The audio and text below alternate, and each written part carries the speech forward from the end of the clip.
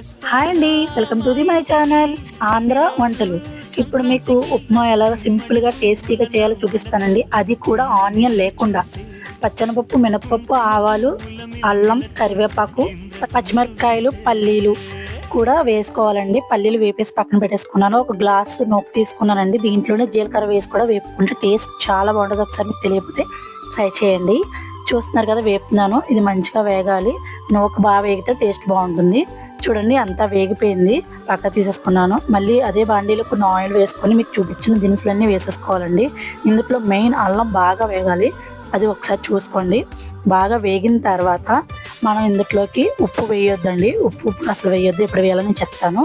ఇప్పుడు వాటర్ వేసేసుకుందాం. ఇందులో ఒక 3 గ్లాసులు వాటర్ వేసుకోండి. అలాగే సీక్రెట్ ఆఫ్ ది రెసిపీ, ఒక గ్లాస్ పాలు వేద్దామండి. 3 గ్లాసులు వాటర్, ఒక గ్లాస్ పాలు, అంటే ఒక గ్లాస్ నూకకి 4 గ్లాసులు పడుతుంది అనమాట. ఒకసారి చెక్ చేసుకోండి. ఇప్పుడు బాగా కలుపుకొని మరగనివ్వాలి. ఇది బాగా మరిగిన తర్వాత వేపుకున్న నూకను వేస్తున్నానండి. ఉండలు కట్టకుండా బాగా కలిపేసుకోండి. ఇది ఒక్కసారి బాగా కలిపిన తర్వాత దీంట్లో కొంచెం కొత్తిమీర వేసుకుంటున్నాను. కొత్తిమీర వేసేసుకున్న తర్వాత ఉప్పు వేయండి. ఇప్పుడు వేయాలండి ఉప్పు. ఉప్పు కూడా వేసేసుకున్న తర్వాత మంచిగా కలిపేసుకొని మీకు నచ్చితే నెయ్యి కూడా వేసుకోండి. ఇప్పుడే నేనైతే వేయలేదు. చూసారా ఎంత బాగా వచ్చిందో ఉప్మా. ఇలా ఒక్కసారి ట్రై చేయండి మీరు ఎప్పుడు చేయకపోతే.